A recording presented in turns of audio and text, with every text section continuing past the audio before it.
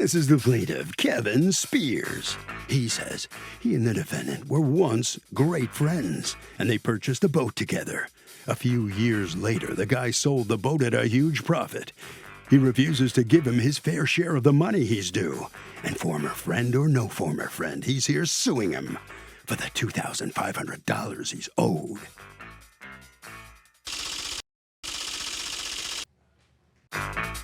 This is the defendant, Steve Dirks.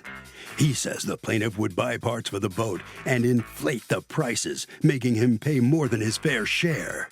What kind of friend rips off another friend like that?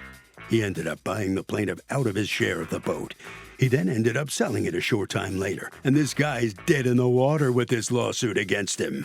He's accused of sinking a friendship.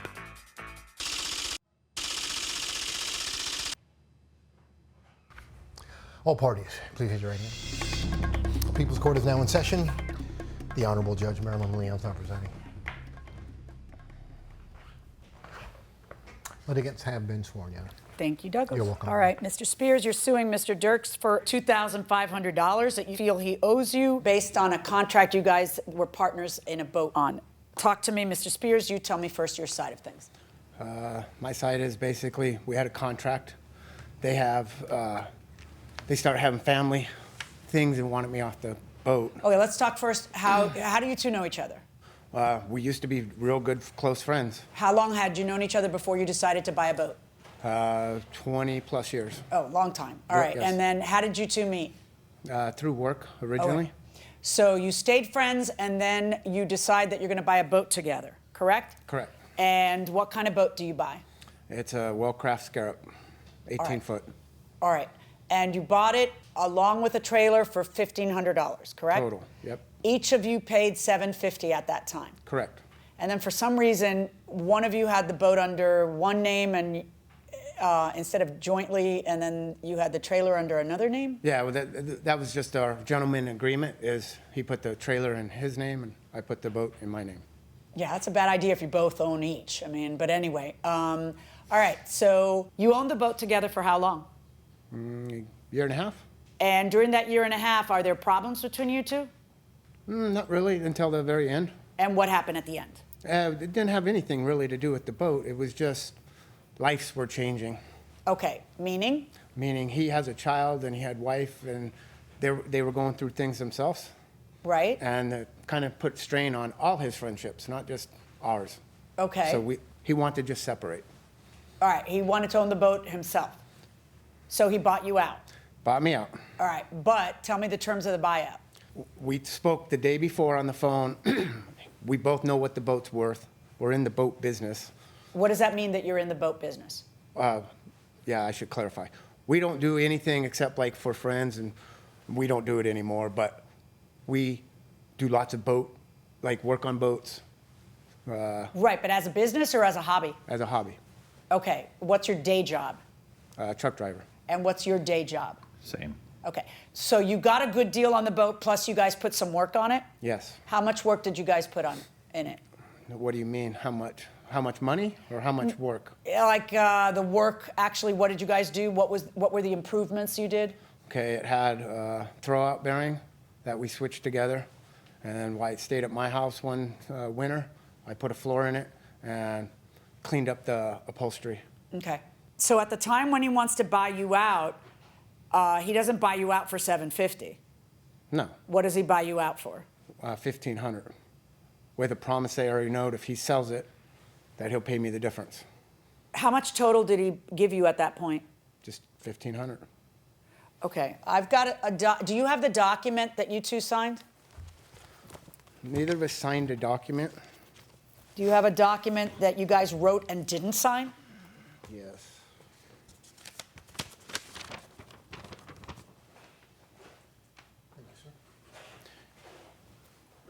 Okay. He wrote it in his handwriting. Is this the original? Yes. Okay. Why does it say $750 plus $1,500, $2,250? You ask him. That's how he wrote it. Okay. Did you get $1,500 that day? Yes. All right. And He wanted the original cost in it. Yeah, I got it. So Yeah. that's why it's also $750. Right, that's why And this is the boat and the trailer, right?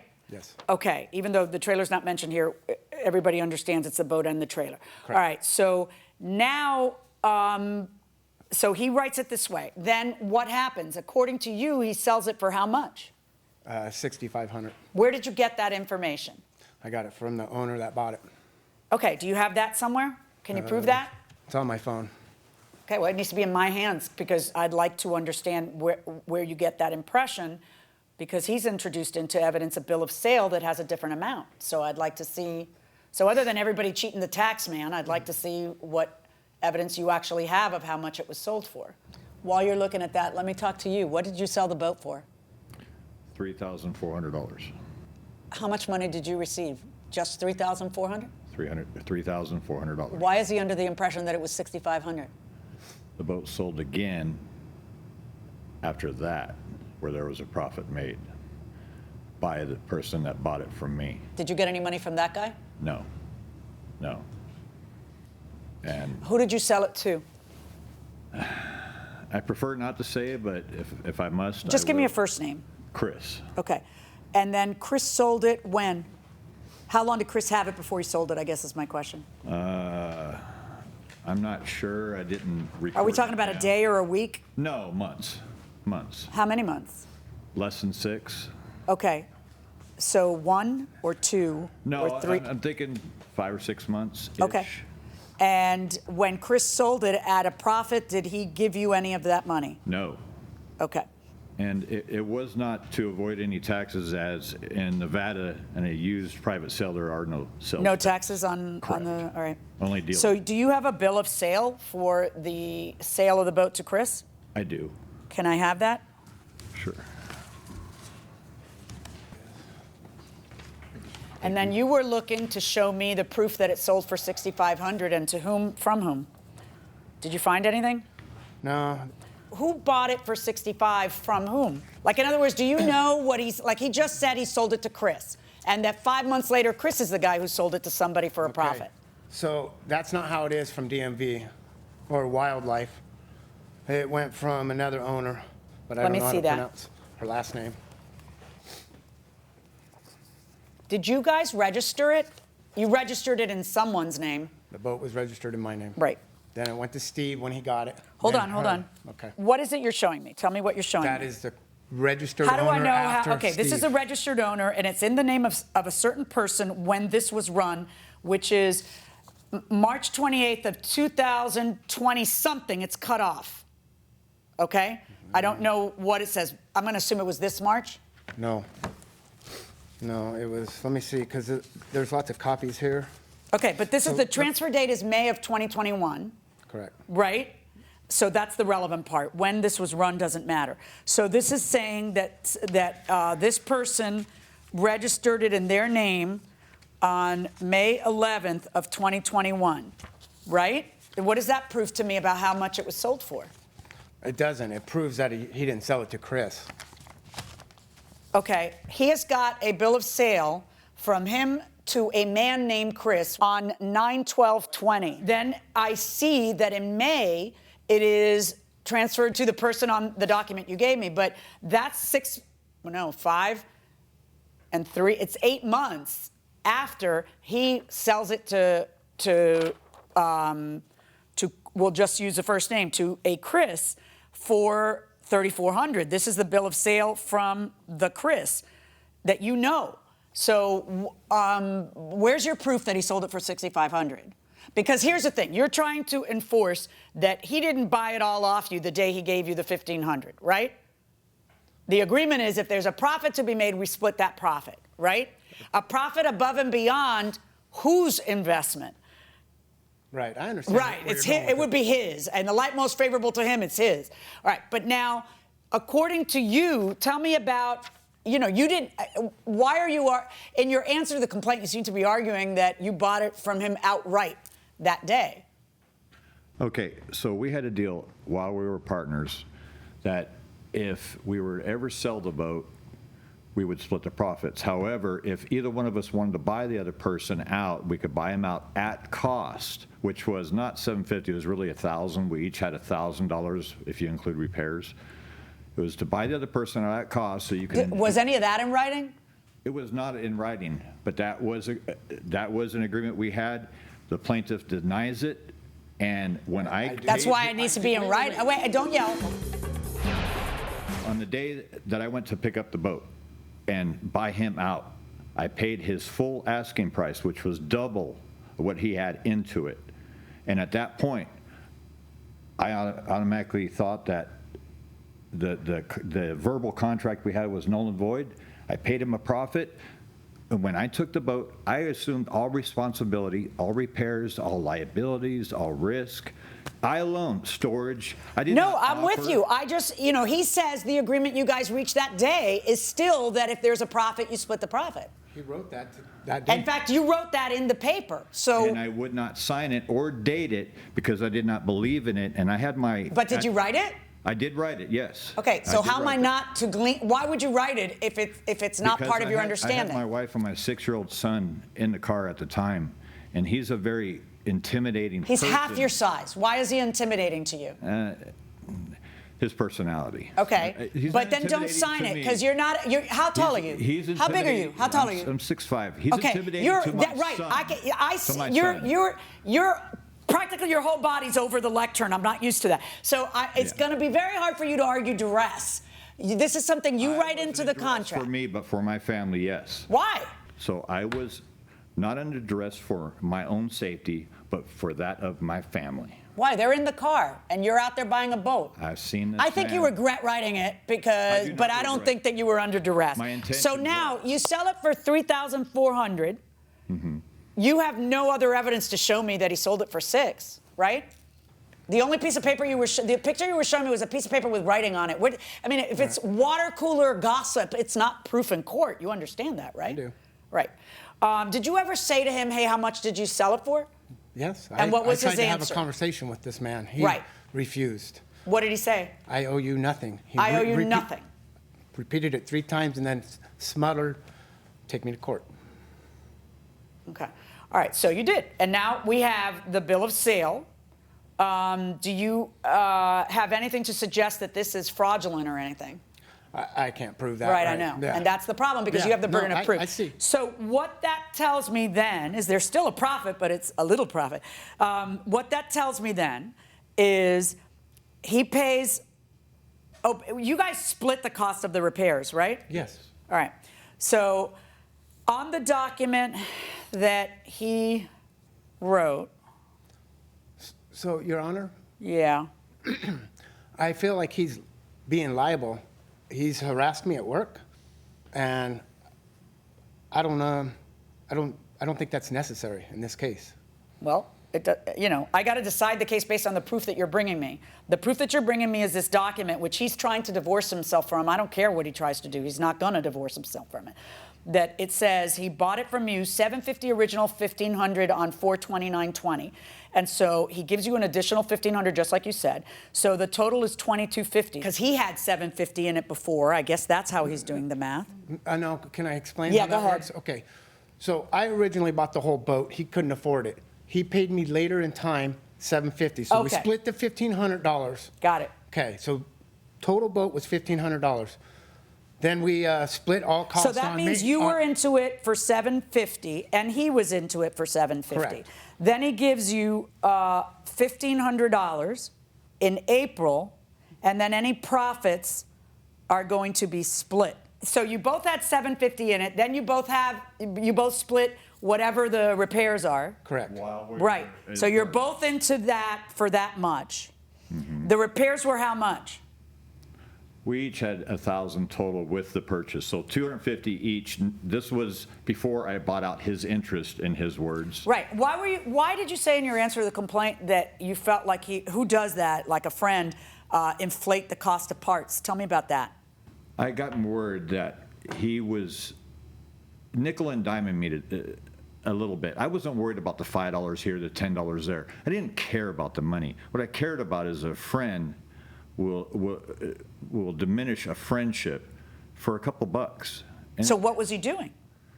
if he bought a part for $5, he would say it's $8, and he would tally it up to inflate the entire. Why wouldn't you repair just cost. ask him for a receipt? We didn't have that kind of relationship. Well, then, what kind of relationship do you have? The one where you judge him based on the gossip at the water cooler again? Well, Kinda, yeah? Kinda, yes. Yeah, right. So, Well, I've seen him, my own actions. By his own actions, I've seen his character, and I no longer wanted him around my son. okay. May I point out one thing, Your Okay, Honor? I'm kind of confused. Who's writing this document? Is that your handwriting? Yes. So when I'm trying to figure out the formula to figure out what profit, and you have written here 750 original, 1500, 2250. Why are you adding He that kept way? standing by the figure of 750 when we each had $250 in parts into the boat, not counting Okay, our but this labor. is what you wrote that day. That's what I wrote. Right, 2250. So that's wrong, Your Honor. What's wrong? He's saying the 750 and the 1500. He's taking that's 2250 is that's not what the agreement is. The agreement was he paid me $1,500 for the boat, period. And then the what? 750 had nothing to do but with the original price. Well, but it's in the document that you gave me. So what if it's on the document? Like, I'm trying to figure out, because you both have a completely different story about what the deal was, so I have to look at the paper to try to see what the deal was, because you both agree this paper's not a forgery. So why is that what's on the paper, and where are you going with that? That's where discrepancy Okay, so is. you tell me what the math is. The math is What? in my eyes, Yeah. even though we have different opinions, Right. it should be he paid me $1,500, sold it for $65. That's a minus. Well, you have no proof he sold it for 65. Zero. Okay. Absolutely nothing. Nothing. You have zilch. You don't have anything from the state. You don't have anything to say that other than gossip. Okay, so not a that's problem. not evidence, all right? I understand. You know, you said from the person who bought it, but that's not true. You don't have any evidence from the person who bought it to present to me in court, do you? No, they wouldn't sign the paper. Well, But exactly. I know So you that's have what it was. nothing to go on. There All you go. right. So now. Not proof. I don't have proof. Yeah, proof is what I go on, dude. What do you Absolute- think I'm going to go on in court? I'm a judge. I agree. So now we go on his 3,400. What's the math in your eyes on the 3,400? Okay, do the math on 1,500 minus split it. So you don't think the 750 comes into play at all? No, I disagree. zero. His own court documents where he filed, he states that I paid him the $1,500 and the $750. His Let me see court those. documents. Yeah. It doesn't say I sent. It says it. It doesn't matter. I'm going to do my own math. I'm just really curious what you guys think. Because when you put something in writing, you should, because clearly by this point you didn't trust each other, you should, A, both be signing it, but that's not a problem because you sign it so that the other side doesn't say, I've never seen that in my life. You're both admitting that you saw it. But you should be much clearer so that it doesn't have 82 interpretations. I'm going to give it the interpretation that I think is reasonable. But let's see what he wrote in the... Down where all the figures are. Your Where, what is this document? his court filing. I just went off what that paper said. Well, I'm not a lawyer. Well, yeah, it doesn't matter. If you like, the paper is a written recording of your understanding. Just like what's good for the goose is good for the gander. If I tell him he can't weasel out of this saying you intimidated him because you're a terrible person, I'm not going to let you weasel out of this either, right? I don't think I'm a terrible person, though, Judge. Right, I understand. Yeah. And I think this is the very best evidence of what your understanding is of this. Your own statement to the court of what the formula should be. And that is the total purchase price. You think it's 65, but you have no proof of it. Hearsay. Okay, you actually called it hearsay. That's great. Yes. At fair market value is irrelevant. It's profit, according to this document you guys wrote. So it's the 3,400 minus, according to your affidavit here, 1,500 that you got paid, minus the 750 that was original.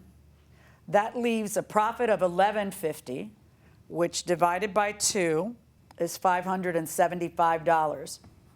Assuming that I hold you to the agreement that you wrote, would that be an accurate assessment? I had another repair after I bought out his interest that cost me $450. Let me see that. That's a text.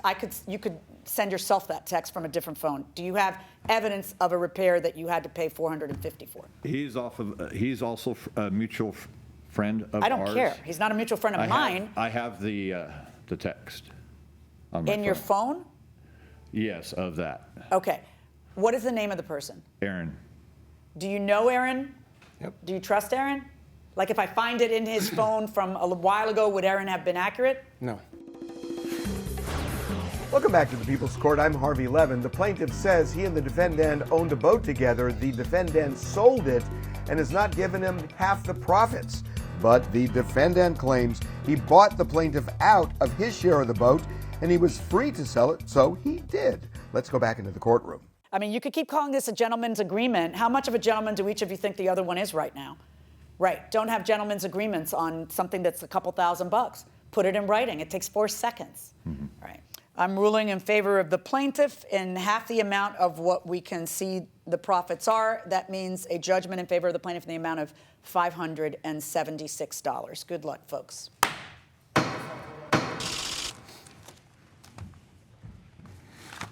So in this case involving profits over the sale of a boat, the plaintiff gets $576, not the $2,500 he thought he was going to get. Let's see what the defendant has to say about it. Mr. Dirks, what are your thoughts right now? I feel that when I paid him the money he was asking for me to buy him out, and in his own court docs, he said I bought out his interest, I doubled his money of his original investment, more than doubled it. At that point, any other prior agreements in my eyes was null and void. And after that, I assumed all risk and liability with the boat. Yeah, but you know your problem? You didn't have it written down.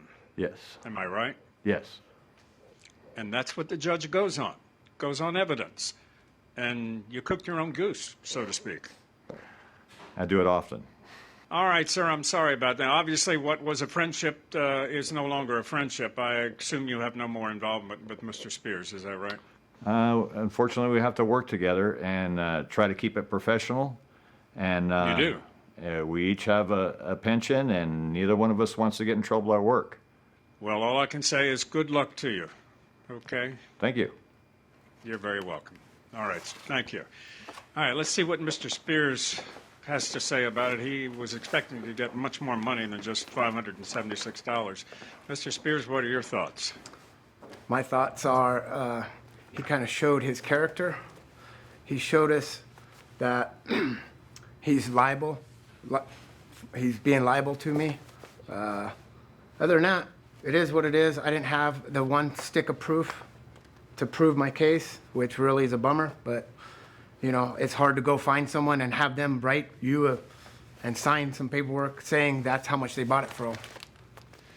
Well, he had a document proving he sold it for $3,400. Yeah, he sold it to one of our mutual friends after the fact. So? That's exactly what happened. And Well, the that's other all thing with that's a mechanic we both know. That's a snake move too. Trying to get out of paying anything. That's crazy to me. I mean, he can't be honest. Well, listen, I'm sorry. Again, you it's didn't all have right. the It's my documents fault. and the evidence you needed. It's your fault. Yep, Yep. You're right. It's your fault. Yep. And apparently you two still work together. Do you see him often? Every single day I see this man and we Every don't speak. day. And it's a lot of tension. And he's actually tried to get me in trouble at work multiple times. Wow. Yeah. Well, it's You very can see how he is uncomfortable. in court. He just slides in these little zings and tries to make me look bad. Yeah. Well, listen, all I can say is good luck to you. No, we're both Watch professional. yourself. We're going to keep it professional. All right. Good enough. Very interesting indeed. All right. Thanks very much, sir. It's Sorry, very that's the way sad, it is worked. what it really is. Very sad. Thank you. All right.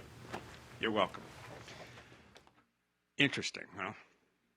So, Doug, you know, a lot of people wonder, you know, can you have an oral agreement that is enforceable in a situation like this? The answer is simply yes, as the judge said, that oral agreements are binding, except for limited cases, usually involving real estate. But in this case, you have a situation where this guy is entitled to profits less any cost, and that's the case. I am a co-purchaser on 10 acres in Churchill County, Nevada. The other co-buyers stopped making their half of the monthly payments and the annual property taxes. I'm stuck making all the payments, and they refuse to take their name off of the notarized contract. Is there anything I can do? Absolutely. If you can prove that you have an agreement with them that it's supposed to be half and half, Right. which you probably can by virtue of the fact that you're both on it. Right. The other guy wouldn't be there for a free ride. Right. So what you do then is you go to court and you ask the judge to force a sale to you because they're not keeping up their end of the bargain. So you can either sue for everything that you're out so far, but then you're just going to have to do that again later. Or you can attempt to have the judge force him to sell it to you at fair market value, which will be asserted maybe by the court, probably by the court after some expert testimony that's truly independent about what it's worth. But yeah, you don't get to do that. You don't get to keep your name on property and not pay a penny and not have a consequence. For your partner. Yeah. No, that's pretty bad. And really, when people are buying 10 acres of real property, you're kind of playing in the big leagues here. The long-term investment on it. If you're not building on it and you're not doing it, you're probably waiting for it to really balloon in value. But you don't get to just take that tail end and not have the upkeep. No. And then, but who knows? Maybe the guy gets it now, grabs the 10 acres, and gets a contract to build a Walmart on it or something. And yeah, you never know. Ka-ching! And he cashes in. He really should be. He should be paying his part. And then vengeance will be sweet on his partner.